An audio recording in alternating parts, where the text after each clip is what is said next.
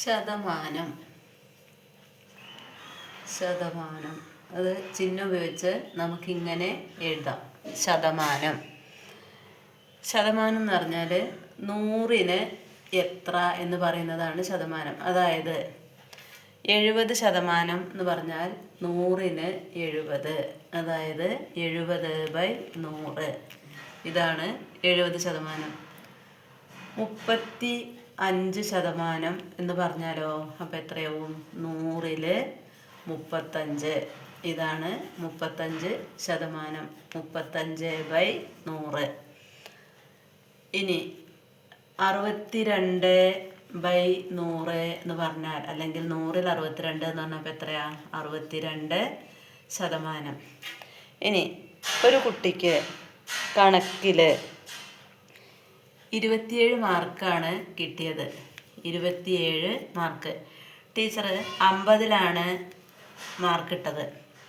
അപ്പോൾ 50-ൽ 27 മാർക്കാണ് ആ കുട്ടിക്ക് കിട്ടിയത്. അപ്പോൾ ആ കുട്ടിക്ക് എത്ര ശതമാനം മാർക്ക് ഉണ്ടെന്ന് അറിയാൻ നമ്മൾ എന്ത് ചെയ്യാം? 100 കൊണ്ട് മൾട്ടിപ്ലൈ ചെയ്യാണ് വേണ്ടത്. 27/50 × 100, അല്ലെങ്കിൽ 50-ൽ 27, അതിനെ 100 കൊണ്ട് മൾട്ടിപ്ലൈ ചെയ്യാം. ഇനി ഇവിടെ നമ്മൾ ഈ അടിയിലുള്ള 50-ഉം ഈ 100 ശരിക്കും മുകളിലാണ്. ഈ 100-ഉം തമ്മിൽ പൊതു ഘടകങ്ങൾ ഉണ്ടോ നോക്കിയിട്ടാണുള്ള ഘടകങ്ങൾ കൊണ്ട് ഹരിക്കുക. ഇവിടെ ഹരിക്കുന്നതിന് പകരം നമുക്ക് വെട്ടി ചെറുതാക്കുക എന്ന് പറയും. അത് കൂടുതൽ എളുപ്പമാണ്. അപ്പോൾ ഇവിടെ 10 പൊതു ഘടകമാണ് നമുക്കറിയാം. 50-ൽ എത്ര 10? ഈ 0 വെട്ടിയാൽ 5 10ആയി. 10-ൽ എത്ര? 100-ൽ എത്ര 10? 10 10 100. ഇപ്പോൾ ഇവിടെ 5-ഉം ഇവിടെ 10ഉമായി.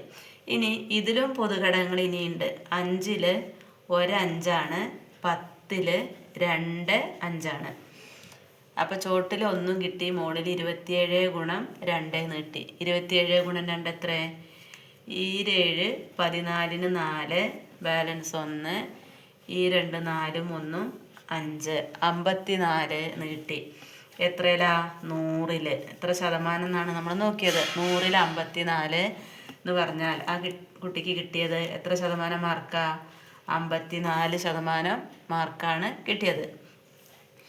ഇനി ഇംഗ്ലീഷിൻ്റെ ടീച്ചർ മാർക്ക് ഇട്ടത് 25-ലായിരുന്നു.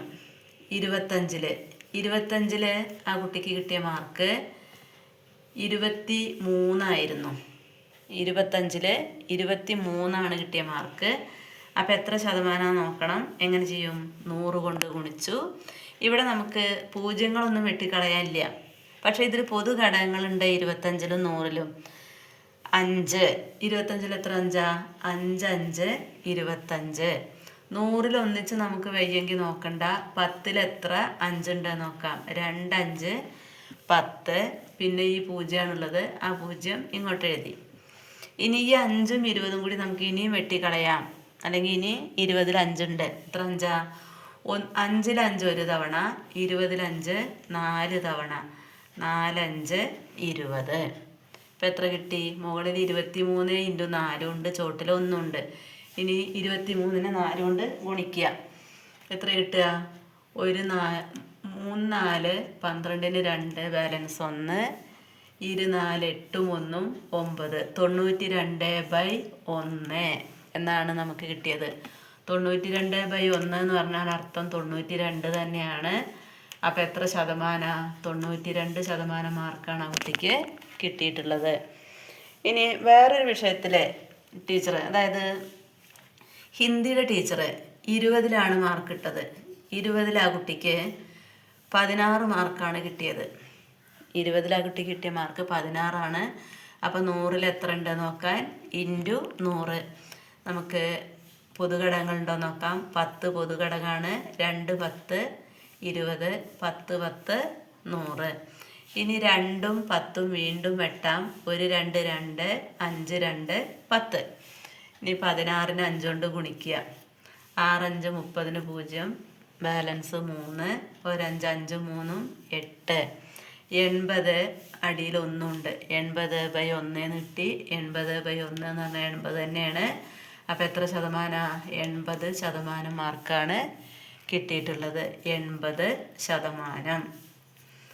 ഇങ്ങനെയാണ് ശതമാനം വളരെ എളുപ്പത്തിൽ കാണേണ്ടത്.